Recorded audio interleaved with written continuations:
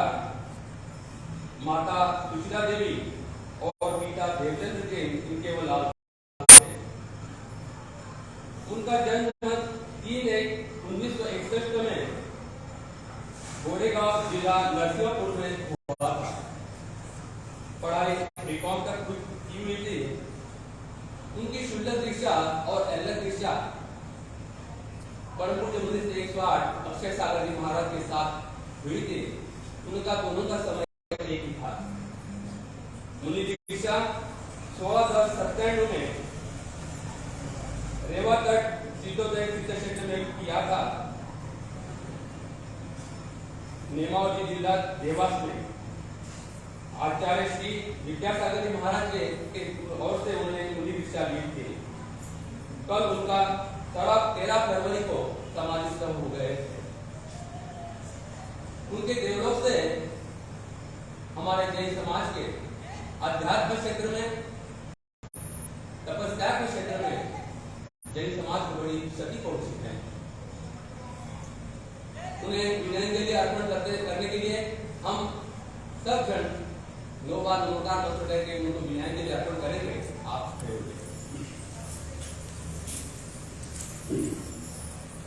मनोमन कालेश्वर 2 बार नमस्कार मंत्र करके करेंगे।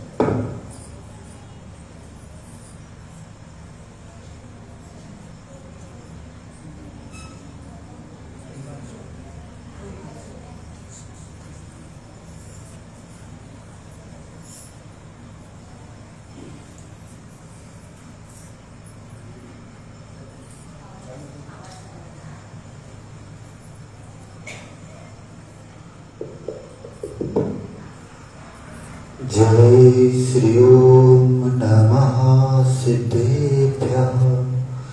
जय श्री ओम नमः सिद्धेभ्यः। जय श्री ओम नमः सिद्धेभ्यः। अनंत अनंत परमेष्ठी भगवान की, आचार्य भगवान गुरुदेव विद्यासागर जी महामुनिराज की, परम पूज्य निर्यापक सुमन मुनि श्री प्रशांत सागर जी महामुनिराज की, 3,9 करोड़ मुनि महाराजों की। संसार में आना जाना लगा होता है। जो व्यक्ति यहाँ पर आया है, ऐसा कोई व्यक्ति नहीं है कि आए परंतु जाए ना। हर व्यक्ति को अपनी उम्र मिलती है। उस उम्र के हिसाब से जो करने योग्य कार्य होते हैं, वह व्यक्ति यदि उन करने योग्य कार्य को करते हुए जाए तो उसका जीवन अमर हो जाता है।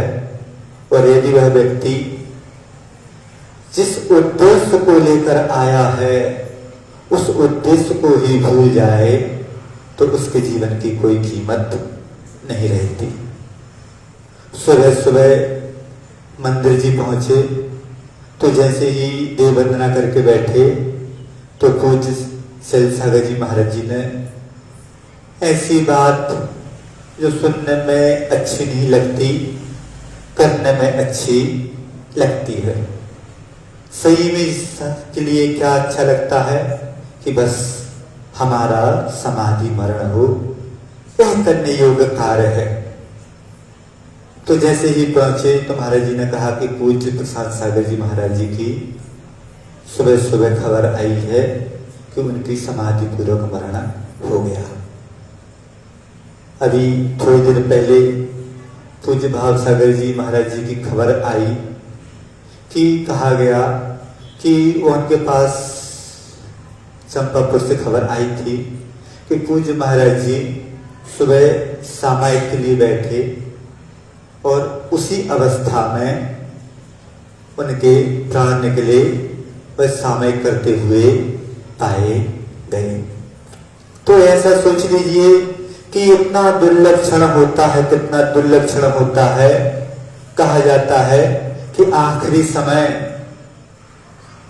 सुध केवली के लिए भी नमोकार मंत्र सुनाने वाले होते हैं, परंतु उनका उस ओर उपयोग जाए कोई जरूरी नहीं है। अब सोच लीजिए कि जो मुनि महाराज आत्मा के ध्यान में लीन हो और उसमें उनका समाधि मरण हो, तो सबसे अति दुर्लभ, अति दुर्लभ, अति दुर्लभ। ऐसे पूज्य प्रशांत सागर जी महाराज जी हम लोगों के बीच में नहीं रहे। उनकी जो यादें हैं, वह यादें संयम के प्रति उनका उत्साह, सुध के प्रति उनका उत्साह देखते ही बनता था।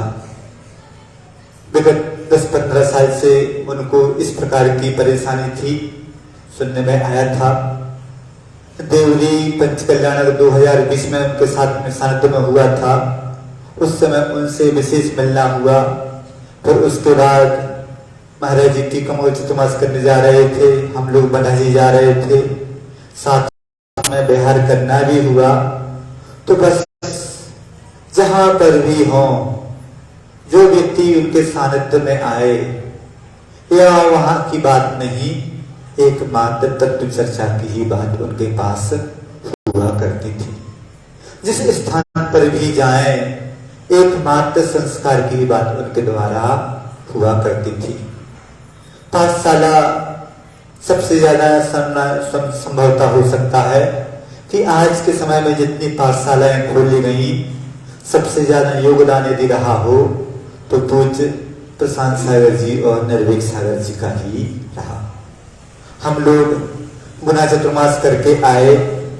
गुना चतुर्मास के दौरान जो उनके द्वारा पाठशाला खोली गई, आज भी निर्विघ्न पाठशाला कभी बंद ही नहीं हुई। और जिस पाठशाला के माध्यम से 36 बहनें प्रतिभा स्थली को दे जा चुकी हैं और अभी ना जाने कितनी और बहनें प्रतिभा स्थली जाने के लिए तैयार हैं। तो सोच लीजिए कि उनके द्वारा कितना बड़ा समाज के ऊपर उपकार किया गया कि उन्होंने उस पाठशाला का बीजारोपण किया, जिसके जिन संस्कार के माध्यम से हमारा जीवन बहुत अच्छा, हमारे आने वाली पीढ़ी का जीवन बहुत अच्छा। आज के समय में हर व्यक्ति जीवन जी रहा है, परंतु जीवन जीने का यदि उद्देश्य ही ना हो तो क्या उसको जीवन जीना कहेंगे? नहीं। जीवन जीने का उद्देश्य क्या होना चाहिए?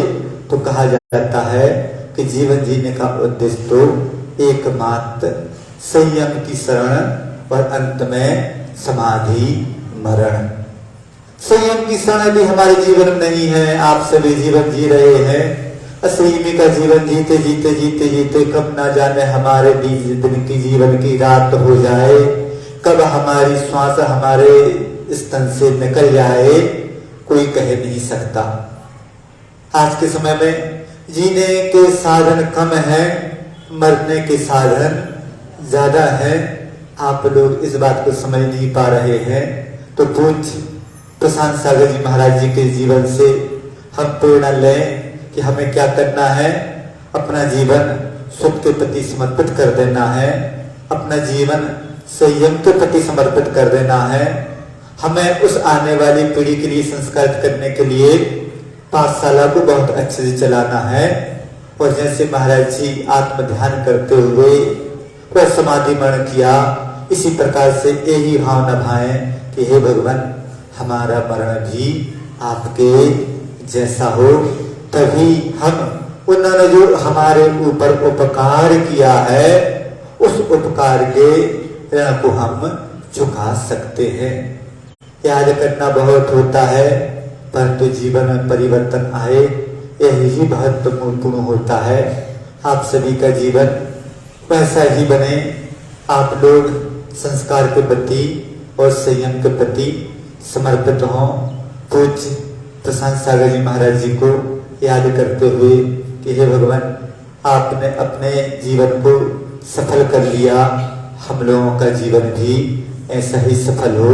इसी भावनाओं के साथ पूज्य मुनि श्री निरापद मुनि प्रशांत सागर जी महामुनि राज की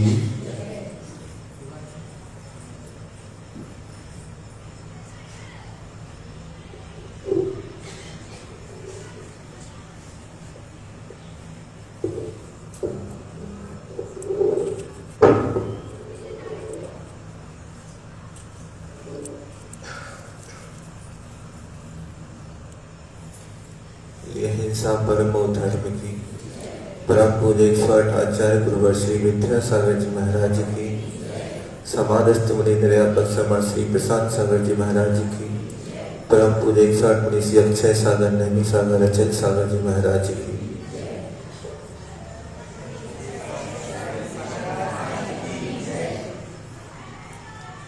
रास्ते दो होते हैं, एक कठिन रास्ता होता है और एक सरल रास्ता होता है। सरल रास्ते पर तो हर कोई चलना चाहता है, लेकिन कठिन रास्ते पर चलना कोई नहीं चाहता। क्यों नहीं चाहता? क्योंकि जो सरल रास्ता होता है वो हमेशा सीधा सीधा होता है। जो कठिन रास्ता होगा वो बराबर टेढ़ा होगा और कांटों भरा होगा। बहुत ही विरल लोग ऐसे होते हैं जो कठिन रास्ते को चुनते हैं। क्यों चुनते हैं? क्योंकि जब मैं अपना एक पग रख कर दूसरा पग रखूंगा आगे, तो मुझे देखना है कि इस पग पे कितने कांटे मुझे मिलेंगे। और जब जगह तो है नहीं रखने के लिए पैर, तो पैर रखना कहाँ है? तो इतनी सहजता किस पैर रखते कि वो कांटा भी ना चुभे और हमारा कदम रखा जाए। उसी प्रकार ये मोक्ष मार्ग है। बहुत ही कम ऐसे लोग चुन पाते कठिन मार्ग को, क्योंकि जहाँ पैर रखना है वहां पर कांटे के अलावा कुछ नहीं है। तो जहाँ भी पैर रखना है तो सतर्कता के साथ रखना है कि मुझे अब पैर रखना तो है, चलना तो पड़ेगा। तो पैर कदम कहाँ रखना है? तो कांटा भी ना चुभे और पैर भी रखा जाए, और कांटा चुभ भी जाए तो कांटा टूटे ना निकालने के बाद। इतनी सतर्कता से कदम रखना पड़ता है। अब इतनी सतर्कता से जब कदम रखते हैं तो जब जो दीक्षार्थी होता है, दीक्षा लेता है, वो बराबर से यही विचार करता है कि मैं सो तो रहा हूँ, लेकिन सो तो रहा हूँ ऐसा ना कि मैं गाढ़ निद्रा में सो जाऊं। तो कैसे सोना है? जैसे श्वान की निद्रा होती कि थोड़ी सी सुई भी गिर जाए तो सचेत हो जाता है। उसी प्रकार श्रवण का रहता है कि मैं कुछ अगर हो जाऊं तो तत्काल अपने आप में स्थित हो जाऊं। कैसे स्थित हो जाऊं कि बैठ के अपने नमोकार मंत्र को पढ़ सकूं, क्योंकि प्राणों का कब जो श्वास अंदर गई है वो बाहर निकलेगी कि नहीं ये नहीं पता। अगर श्वास अंदर चलेगी तो नमोकार मंत्र के साथ ही जाए, और निकले तो नमोकार मंत्र का उच्चारण के साथ ही निकले। इतनी सतर्कता वाला ये मार्ग होता है, क्योंकि सबको कठिन लगता है, लेकिन देखा जाए तो सबसे सरल मार्ग है जी। आप लोग को लगता कठिन है, लेकिन सबसे सरल, इससे सरल कोई मार्ग नहीं है। बस सतर्कता वाला जहाँ जो कार्य होता है वो सबको कठिन लगता है कि इतना सतर्क कैसे रहा जाएगा। जब ड्राइवर बस गाड़ी चलाता है तो सतर्कता के साथ चलाता है या ऐसे चलाता रहता है? सतर्क रहता कि मैं तो आगे बैठा हूँ, लेकिन जो व्यक्ति पीछे बैठे हैं उनको उनकी मंजिल तक पहुंचाने का काम हमारा है। कैसे है? सावधानी पूर्वक चलाना, कहीं ऐसा ना हो कि मुझे थोड़ा सा झोंका आए तो सारे के सारे जितनी सवारी बस में बैठे यात्री बैठे हैं एक क्षण नहीं लगेगा, वो सब चले जाएंगे। उसी प्रकार श्रवण का रहता है कि सतर्कता पर हमें इस पग पर रखता है। और जब दीक्षा लेता है तब वही कहता कि मुझे, जैसे आप लोग मंदिर बनाते हैं, वो कब पूर्ण होता है? जब तक कलश ना चढ़ जाए। जब तक कलश नहीं है शिखर पर तब तक मंदिर पूर्ण नहीं माना जाता। उसी प्रकार श्रवण का दीक्षा तो ले ली, लेकिन जब तक समाधि संलेखना रूपक कलश नहीं चढ़ पाएगा तब तक वो संलेखना पूर्ण नहीं मानी जाती। कभी कभी ऐसा होता है कि कोई ना हो साथ में। अब जैसे मान लो महाराज जी का हुआ, सामयिक कर रहे थे, कोई नहीं था, लेकिन अपने आप में इतने सतर्क हो गए कि मुझे किसी की आवश्यकता नहीं है, मैं अपने आप से आपको संभाल सकता हूँ। क्यों संभाल लिया उन्होंने शुरू से ऐसा कार्य किया है, क्योंकि जहाँ पग रखना है वहीं पर नमोकार मत पड़ना है। जब जिसके जीवन में नमोकार मत के अलावा कुछ और है ही नहीं है, अब निकलेगा क्या निकलेगा मुंह से। और जैसे महाराज ने बताया कि शुद्ध केवली जिन्होंने सब कुछ अध्ययन कर लिया, उनके मुख से अंतिम समय में नमोकार मंत्र का उच्चारण हो जाए तो बहुत बड़ी बात होती है। शुद्ध केवली क्या कहना है? पूरा द्वादशांग का ज्ञान जिनको पूरा हो गया है, ऐसे मुनि महाराज के मुख से नमोकार मंत्र निकल जाए तो बहुत कठिन होता है। तो ऐसा कार्य उन्होंने किया कि अपने आप को स्वयं संभाला और अपनी पूर्ण जो जीवन का जो लक्ष्य था उस लक्ष्य को प्राप्त किया है। आप सभी को वो लक्ष्य प्राप्त नहीं भावना के साथ में परम पूज्य मुनि श्री नैमी सागर महाराज जी से निवेदन करता हूँ, अपनी अमृत वाणी से आप सबको प्रदान करें। बोले परम पूज्य मुनि श्री नैमी सागर जी महाराज की।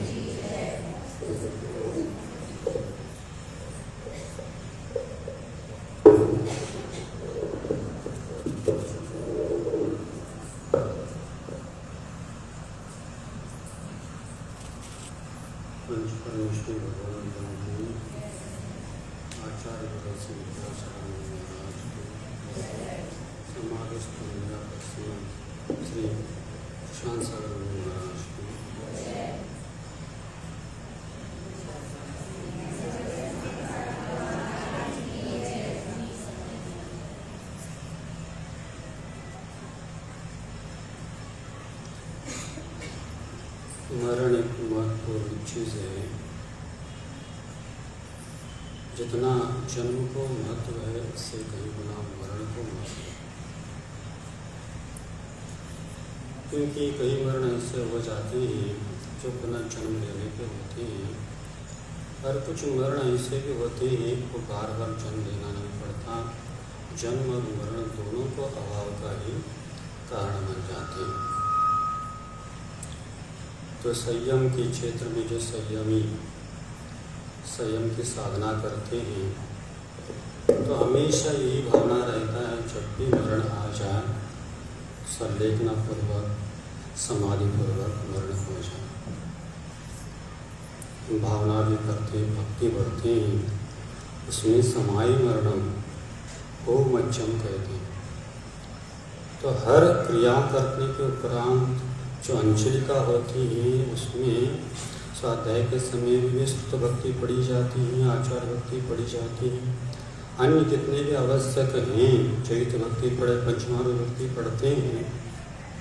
तो जितनी भक्ति जितनी आवश्यक करते प्रत्येक समय भावना दुख को कम को वही लाभ सोई गुणम समाय गुणम जीवन संपत्ति, एक कार्य का तो सबके साथ पढ़ते ही रहते। तो हमेशा साधक सजग रहता है, सावधान रहता है, क्योंकि किसके आयु कितनी है और क्या निमित्त मिलेगा ये कह नहीं सकते। जब भी आएगा उसमें अपने को अपना जो समाधि मरण है वो साधने की योग्य भावना रखते हुए अपने आप भावों को संभालना महत्वपूर्ण हो जाता है। कुछ विधि पूर्वक क्रम से संलेखना होती है, कुछ संक्षिप्त में होती, कोई विस्तार से हो जाती है, क्योंकि आचार्य ने कहा है भक्त प्रत्याख्यान पूर्वक समाधि हो सकती, किसी का इंगिनी मरण, किसी का प्रयोग गमन मरण होता है। इंगिनी प्रागमन मरण तो आज तो संभव नहीं, वह जो दीर्घ सननधारी रहते उन्हीं को संभव है, लेकिन आज भक्त प्रत्याज्ञान समाधि में संभव है। और भक्त प्रत्याज्ञान का उत्कृष्ट बार 12 साल बताया है, तो जगन्य काल अंतर्मूर्त बताया। तो अंतर्मूर्त में भी संलेखना साध सकते हैं यदि हम सजग रहे, सावधान रहे। और जब मृत्यु निकट आ जाता, अंतर्मूर्त में जाना है, उसी समय मन में संकल्प कर दिया कि बचने की स्थिति नहीं है, ऐसा लगा तो पूर्ण आजीवन चारों प्रकार का त्याग और सब विकल्पों को त्याग करके पंच परिष्टि को स्मरण करना, और या तो शांत अपनी आत्मा का ध्यान में लीन होना, ये माना जाता है। और उत्कृष्ट यदि संलेखना भक्त प्रत्याख्यान में साथ देते तो मोक्ष होता बताते शास्त्रों में, लेकिन आज के समय तो संभव नहीं, क्योंकि दीर्घ सननधारी व नरस्थान होना आवश्यक है। लेकिन मध्यम रूप से यदि संलेखना साध लेते हैं तो 2-3 भों में मोक्ष होने की अपने लिए निश्चित हो जाता है। और जगन रूप से भी साध लेते तो 7-8 भों तो नियम से मोक्ष हो ही जाता है। और 7-8 भों में आपको सदैव सुमानुष अवस्था मिलेगी, कहीं दुर्गति नहीं जाएगा, ऐसा महान फल है। तो यही कहना पड़ेगा कि महाराज जी ने ऐसा बता रहे थे, मालूम नहीं था उनको सामायिक करते समय ही महाराज जी का समाधि मरण हो गया। और सामायिक का स्थिति न भी हो, मान लेटे लेटे में भी है तो वह आसन भी सामायिक का ही आसन माना जा सकता है। बैठने की स्थिति नहीं है तो कोई भी आसन से आप सामायिक कर सकते हैं, तो बैठ के करते तो बहुत और अच्छा माना जाता है। तो और उसमें भाव यानी उत्कृष्ट यानी इसमें क्यों कहना चाहिए, बहुत हिम्मत चाहिए। अंत समय में ऐसे अवस्था में बैठने की भावना भी होना बहुत हिम्मत की बात है। तो किसी भी अवस्था में शरीर बना रहे और मन में यदि आपने सब त्याग कर लिया और सामायिक आदि के अवस्था में आप बैठे हैं अथवा लेटे हैं, तो आप जगन्य अथवा मध्यम संलेखना साध सकते हैं। ऐसा यह अवसर इस प्रकार से बहुत कम आ जाते हैं। कुछ ऐसे विधि पूर्वक अंत समय में होते हैं, वो तो आपने देखी होगी, लेकिन आज के समय में ऐसी ही ज़्यादा अवसर आ रहे हैं, क्योंकि अनेक प्रकार की बीमारियां आज बढ़ती जा रही हैं। तो महाराज जी को भी कुछ समस्या हृदय संबंधी कुछ था, ऐसा सुनते हैं। तो ये समस्या बहुत लोगों को बढ़ती जा रही है। सभी अवस्थाएं होने का कारण अपना पूर्व में किया कर्म तो है ही, और उसके साथ साथ आहार पानी आदि का जो अज्ञान दशा में होती है उसका भी प्रभाव पड़ता रहता है। इसलिए आप लोग भी सहज हो, सावधान होना है, सबको सावधान होना है, तो कभी भी ये स्थिति आ सकती है। तो महाराज जी हम लोग जब हम संघ में पहुँचे तब उन्हीं अवस्था में थे, और जब तक संघ में रहे तब तक उनका नसाने लोगों को मिला। फिर उसके उपरांत 5 साल के बाद, उसके पहले उनके संघ से ब्याह हो गया था, हम संघ में रहते हुए। फिर उसके उपरांत हम दक्षिण में चले गए, वहाँ पर महाराज जी दक्षिण आए थे, कई साल दक्षिण में कुछ चातुर्मास किए। और साथ साथ में हम लोग महाराज जी के साथ स्वर्णगढ़ गोमटेश वंदना करने का सौभाग्य भी हम लोगों को मिला था। और उनके सानिध्य में हम स्वाध्याय भी करणानिक दीपक आदि जीवकांड कर्मकांड आदि का कुछ समय स्वाध्याय करने का सौभाग्य भी हम लोगों को मिला। तो इसके उपरांत अभी कुंडलपुर में सब साधु एकत्रित हुए थे, उसमें महाराज जी का दर्शन भी हुआ, सानिध्य भी मिला। उसके उपरांत उनकी भावना बनी कि वह सम्मेश शिखर जी की यात्रा करने की, सम्मेश की यात्रा किया और वापस लौट के आ रहे थे चंपापुरी में कुरुक्षेत्र क्षेत्र वासुदेव भगवान का 5वां कल्याण है। ऐसे पवित्र स्थान पर उन्होंने पवित्र भावनाओं के साथ अंतिम जो संलेखना साधना माना जाता है, वह अंतर्मुक्त काल भी पर्याप्त है साधक के लिए। ऐसे वह साधना करते हुए अपनी समाधि साधी है, और समाधि का फल मोक्ष माना गया 7-8 पौ में निकट काल में, और उनको प्राप्त होगा। और हम भी ऐसे ही संयम की साधना करते हुए अपने को संलेखना पूर्वक मरण हो या अपने को भावना करना है। मात्र भावना से नहीं होता, उसके योग्य आपको साधना भी करना आवश्यक है। कम से कम संयम ये प्राप्त हो जाए तो प्रतिमा भी हो जाती है, तो उसी का संलेखना मरण माना जा सकता है। यदि प्रतिमा नहीं लिया, प्रतिमा का संकल्प नहीं किया, तो वह संलेखना का फल नहीं माना जा सकता है।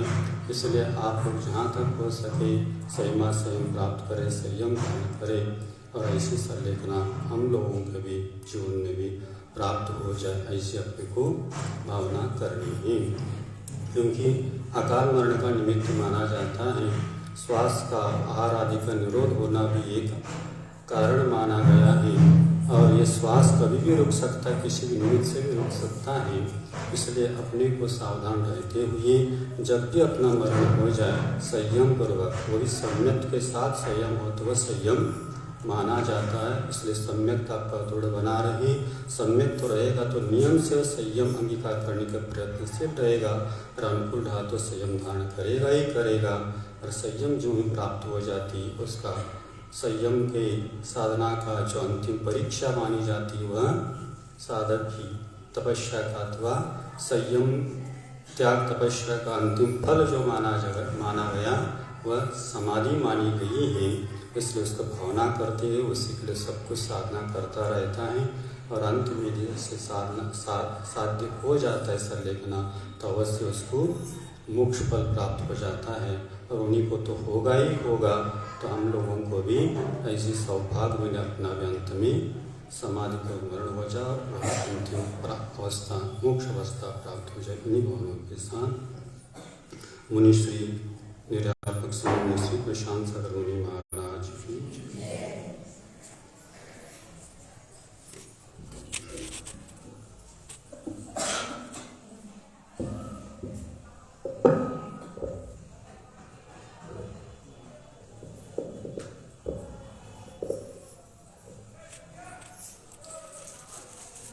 ओम नमः सिद्धेभ्यः, ओम नमः सिद्धेभ्यः, ओम नमः सिद्धेभ्यः। पंचपरमेष्ठ भगवान की, आचार्य गुरु श्री विद्यासागर जी महाराज की, निरापक श्रमण श्री प्रशांत सागर जी महाराज की।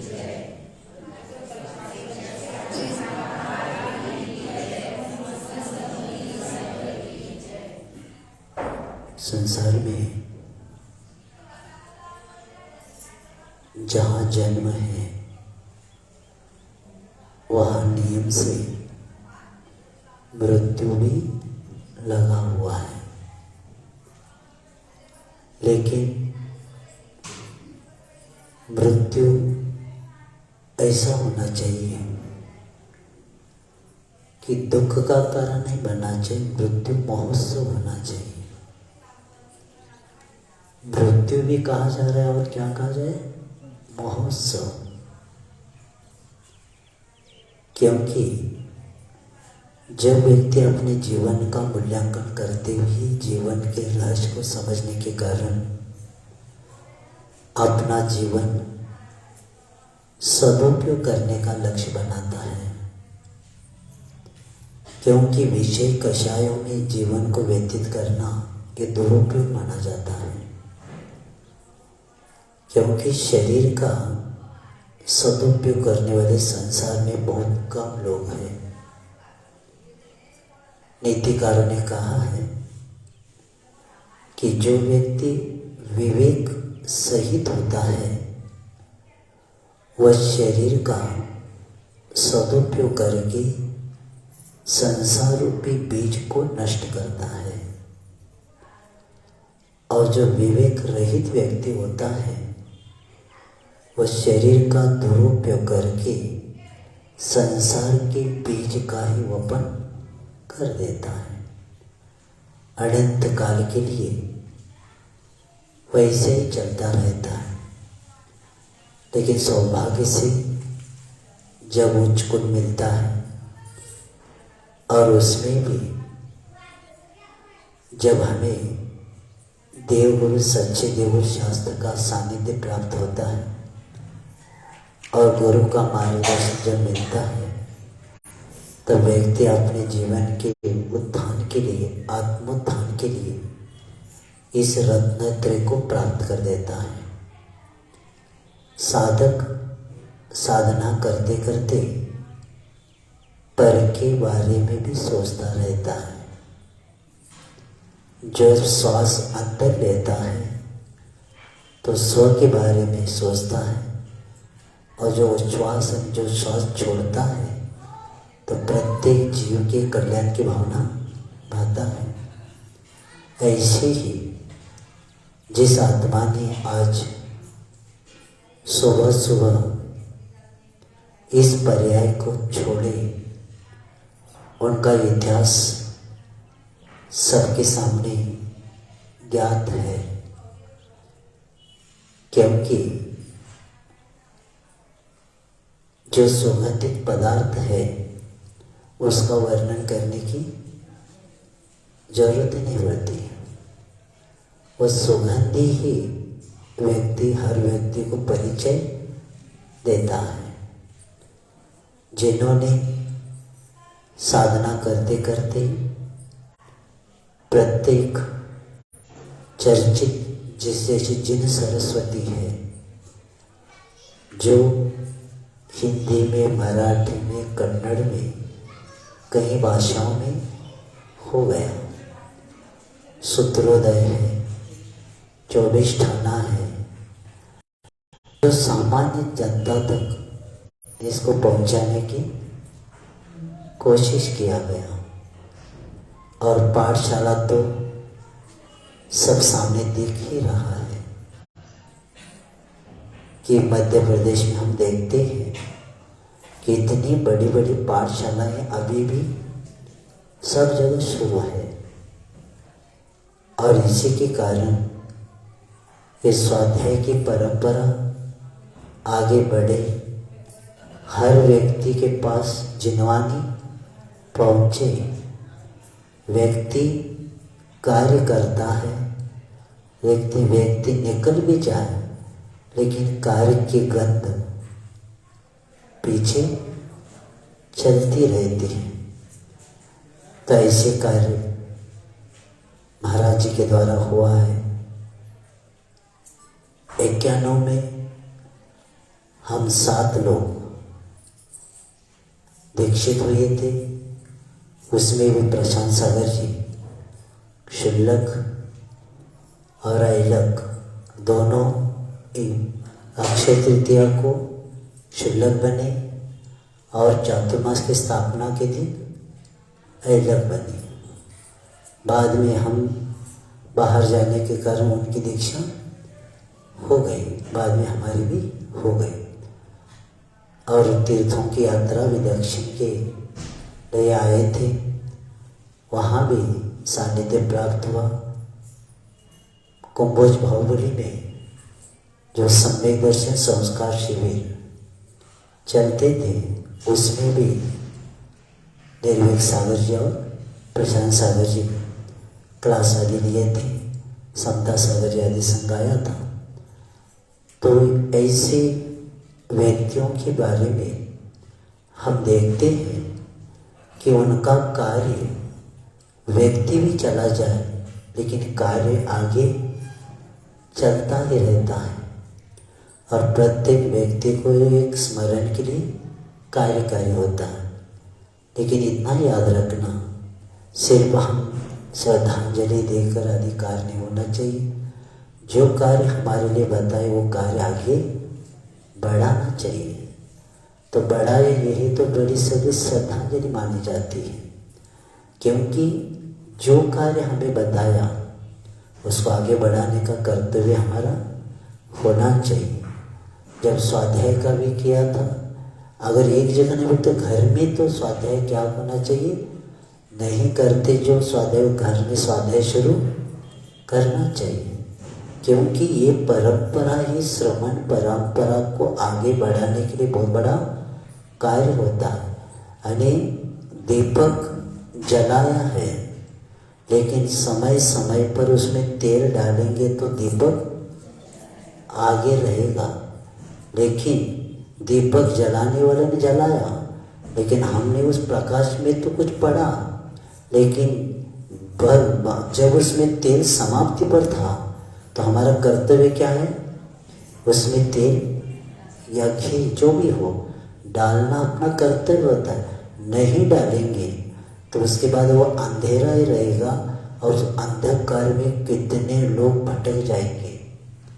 तो उसी तरह ये परंपरा चलाना है। तो ये संस्कार का दीपक, ये स्वाध्याय का दीपक आगे बढ़ना चाहिए, तब कार्यकारी होता है। क्योंकि जैसे अभी हमने बताया, एकेंद्रिय से लेकर पंचेंद्रिय तक प्रत्येक जीव का जन्म और मरण होता ही है। देख लेना, एक श्वास में 8-10 बार क्या स्थिति होती है। और वहाँ 13 गति का एकेंद्रिय के बाद अंत में पंचेंद्रिय का होने के बाद एक शब्द आया है, अति संक्लेश भावते मरण संक्लेश के साथ होना दुर्गति के लिए कारण। इसीलिए अंत के परिणाम इतने अच्छे होना चाहिए। पहला अभ्यास हो तो अंत के परिणाम भी अच्छे रह सकते। अगर पहला अभ्यास नहीं किया तो संक्लेश के बिना होता ही नहीं। जो अपने नहीं उनके बारे में अंतिम सांस ले रहे हैं और दूसरे के बारे में सोच रहे, दूसरे से क्रोध कर रहे, तो इसमें समाधि कहाँ से होती है? अभी भी मरते समय भी कुछ इच्छाएं अगर रहती है तो समझ लेना हमने जिस वस्तु के प्रति ममत्व रखा उसी वस्तु को इस भाव से आगे भाव तो लेके गए। तो इसीलिए कहा है कि धर्म के साथ जीना है और मरण भी कैसा होना चाहिए? धर्म के साथ ही होना चाहिए। और धर्म के साथ मरण कब होगा? जब संलेखना लेंगे तो, नहीं तो वो संक्लेश भाव के साथ। इसीलिए बार बार अभ्यास करना पड़ता कि परिणाम हमारे कैसे शांत रहे।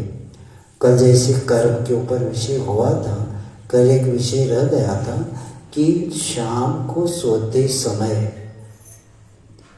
जितने परिणाम शांत करके विश्राम करेंगे उतना रात को कर्म से बचेंगे। संक्लेश के साथ आर्त रौद्र ध्यान के साथ आपको नींद आ गई तो रात भर ये कर्म क्या होगा? कितना बद्ध होगा। इसीलिए मेरी भावना है, 12 भावना है, इसका चिंतन और नमोकार मंत्र का आधार लेंगे तो परिणाम क्या होंगे? शांत हो गया। और शांति के साथ सोना यानी मरण भी होना इतना दुर्लभ है। और संक्लेश के कारण दुख होता, लेकिन कर्म जोगते नरगति रहे। और उसमें भी कुछ थोड़ा सा पुण्य अंत में आ गया, उसके कर्म मनुष्य भाव में आते हैं। और मनुष्य भाव में आने के बाद भी परिणाम अपने ठीक रखने के लिए हमें जिनवाने का आधार लेना ही पड़ेगा। आपको अपने परिणाम ठीक रखना है। जैसे पानी में मिट्टी के कण है, लेकिन फिटकरी घुमाते क्या होता है? वो सब नीचे बैठते। तो जैसे काला काले पानी अलग लग रहा था तो तुरंत क्या होता है? शांत हो जाता है। उसी तरह जिनवाने का आधार लेते ही हमारे उस जिनवाने के एक एक वचन हमारे लिए शांति के लिए कार्य होता है। और ऐसे करते हुए देवगति का भी मालूम है आपको, अकाम निर्जरा करने वाला भवनत्रिक में जाता है। और सम्यक दर्शन के अभाव में वैमानिक कहाँ जाता है? त्रस में, स्थावर में जाता है, ये केंद्र में। इसीलिए अपने परिणामों को ठीक रखते हुए मरण होना है सबको। तो कई लोगों को प्रश्न आता है कि हमारा मरण कैसे हुआ, ये भी कैसे जाने। इसलिए आचार्यों ने 5 प्रकार के मरण बताए। आप ही जान सकते आपका मरण कैसा हुआ। 5 मरण कौन कौन से? बाल मरण, बाल मरण, बाल पंडित मरण, पंडित मरण और पंडित मरण। तो बाल मरण किसको कहते हैं? जो मिथ्यात्व के साथ मरण होता है। मरण सम्यक दर्शन के साथ होना चाहिए। इसका पहला लक्ष्य अपने को बनाना है और इसके लिए पसीना नहीं बहाना है, बस मिथ्यात्व का त्याग करना है। जैन कुल में जन्म लेने के बाद भी जैनत्व क्यों नहीं आया? वीतराग पर विश्वास अभी भी नहीं है। आचार्य कहते हैं कि जब तक वीतराग देव निर्ग्रहत्व गुरु सिद्धांत साथ पर जब तक परमार्थ भूत हमारा श्रद्धा नहीं होगा तब तक हमारा कार्य नहीं हो सकता। तो ये बाल मरण बस बचना है तो आपको पहला किसका त्याग करना पड़ेगा? मिथ्यात्व का त्याग। तो मिथ्यात्व का त्याग हो गया तो आपका मरण सम्यक दर्शन के साथ हो गया। तो कहाँ? वो चतुर्गुण स्थान में होता है। और इसके बाद जैसे अभी महाराज जी ने बताया, रत्नकन श्रावकाचार्य भी बताया है, जब सम्यक दर्शन, सम्यक ज्ञान, सम्यक चारित्र की चर्चा होने के बाद संलेखना का प्रकरण आता है।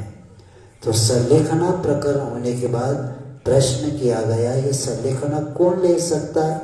तो उन्होंने कहा श्रावक प्रतिमाधारी। और ये कौन सा मरण? 2 प्रतिमा तो कम से कम होना चाहिए। तो कौन सा मरण होगा? बाल पंडित मरण होगा। समझ में आ रहा है? आपका मरण कौन सा होने वाला है ये आप ही जान सकते। ऐसा नहीं कि भगवान के हाथ में, उनके हाथ में कुछ नहीं, आप तुम्हारे हाथ में सब। तो मिथ्यात्व का त्याग करेंगे तो चतुर्गुण में अविरत के साथ मरण होगा। और कल बताया था अविरत के साथ मरण भी होगा। तो कहाँ जन्म नहीं होगा? सम्यक दर्शन शुद्धा नारक तिरक नपुंसक स्त्रीत्वानि दुष्कृ विक्लता दरिद्र व्रजंती नापव्रति का, यानी अव्रति है, व्रत नहीं है और सम्यक दर्शन के साथ भी होता है। तो क्या नारकी नहीं बनता, तिरंच नहीं बनता, नपुंसक नहीं बनता, स्त्री नहीं बनता, अल्पायु दरिद्री नहीं बनता, नीच कुल में जन्म नहीं होता। तो इसीलिए पहला आप लोग इसका अभ्यास करना चाहिए और ये झंझट में नहीं पड़ना। ये देते वो देते, कोई नहीं देता। जो कर्म हम करते वही हमें मिलने वाला। तो पहला मिथ्यात्व का त्याग, बाद में अविरत के साथ रहने वाला व्यक्ति जब व्रती बनेगा और पंचम मनस्थानी बाल पंडित मरण होगा तो समझ लेना नियम से हमारा आगे की गति दुर्गति से हम बच जाएंगे। और उसके बाद रत्नत्रयधारी मुनिराज कौन सा मरण करते? पंडित मरण करते। रत्नत्रय हुए तो उनका मरण पंडित मरण होता। इसलिए पंचम गुण स्थान तक किसी का भी पंडित मरण नहीं होता। तो 6ठे गुण स्थान से लेकर 12वें गुण स्थान तक, 13वें गुण स्थान तक, 13वें गुण से 14वें अंत तक, 11 तक हो जाता है पंडित मरण। और बाद में जब व्यक्ति और विकसित हो जाता है केवल ज्ञान को प्राप्त करके, और अंत में जो हम शाम की भक्ति में बोलते हैं कौन सा मरण? पंडित मरण। ये पहले बाकी के लौटने वाले हो सकते, लेकिन पंडित मरण करने वाला व्यक्ति पुनः संसार में नहीं लौटता। तो ये रत्नत्रय के साथ ही होता है। और ये थोड़ा सा इसका इतना भी ज्ञान हो जाए कि मेरा मरण कौन सा हो रहा है तो इसके आपके द्वारा जान सकते। बाकी के मरण वो बहुत बार हुआ, लेकिन एक बार ऐसा मरण करे कि पुनः हमें मृत्यु का भी मृत्यु हो जाए। क्या हो जाए? मृत्यु का भी मृत्यु हो जाए। यानी इसी के कारण ही पंडित मरण हो जाता है। और यही हर व्यक्ति का लक्ष्य वही सिद्ध बनना, और यही लक्ष्य को लेकर हम चले हैं। और आप भी आज के इस दिन में इतना ही भावना आपको भी मानना है कि जागृत अवस्था जैसे मुनि महाराज अपना रखते हैं और अंत में सामायिक करते करते जैसे हमें बताया, तो हम भी सामायिक यानी समता के साथ क्या हो जाए, हमारा मरण हो जाए। और समता के साथ मरण होना ही हमारा आगे का भव सुधर जाना है। और आगे के भव को सुधारने के लिए वर्तमान हमें मिला है। और आज के दिन हम भी लक्ष्य यही रखेंगे कि हमारे भी समाधि मरण हो जाए, और इस समाधि मरण से ही इस भव से आगे भव तक ये धर्म को हम लेके जा सकते। और इसी भावना को करते हुए महाराज जी की आज हम लोगों ने विनयाഞ്जलि श्रद्धांजलि किया है। लेकिन इतना याद रखना कि ऐसे लोगों के ये हमें ये दिशा सूचक यंत्र का काम करता है। यानी कोई नहीं कर सकता, सबको आश्चर्य हुआ। ठीक है, बीमारी थी, लेकिन आचार्य सिंह के शब्द याद आते हैं कि समाधि के लिए उम्र की कोई भी क्या नहीं, इसी उम्र में समाधि होगी, अभी टाइम है, ये सब भूल जाना, कभी भी समाधि हो सकती है। तो इसलिए रत्नकन श्रावक के पढ़ाते समय आचार्य महाराज ने बताया था, मिलिट्री जैसे तैयार रहना, कभी भी ऑर्डर ऐसे थोड़ी कि रात को 12 बजे अभी रहने दो, सुबह होने के बाद ऑर्डर देंगे। इसीलिए मिलिट्री वालों को राइफल आदि लेके वहीं सोना पड़ता, नहीं तो वो उधर रखो, जैसे अग्निशमन का हुआ ना, पानी नहीं भरा, लेट पहुंचो, ये नहीं चलता। पहले से क्या करना पड़ता, तैयार रखना पड़ता अग्निशमन वालों को। उसी तरह हमें भी क्या करना पड़ता, पहले से तैयार होना पड़ता। मिलिट्री वाला आवाज़ देते दूसरों को जगाता भी नहीं, अपने अपने राइफल लेके कूद जाता है। उसी तरह अपना अंतिम समय आया तो इतना याद रखना, किसी के बारे में क्रोध कषाय नहीं करते हुए आंखें बंद करके समता के साथ नमोकार पंच गुरु चरण शरण, 5 परमेष्ठी के बिना कोई भी हमारे लिए शरण नहीं। और ऐसे 5 परमेष्ठी को स्मरण करके मरण हो जाए तो कई भोग का काम हमारा हो जाता है। और वैसे महाराज जी का हुआ, तो ऐसी भावना भाते हुए हम लोग हम सब लोग भी और आप लोगों का भी अंतिम में समाधि हो, इसी भावना के साथ अहिंसा पर जावान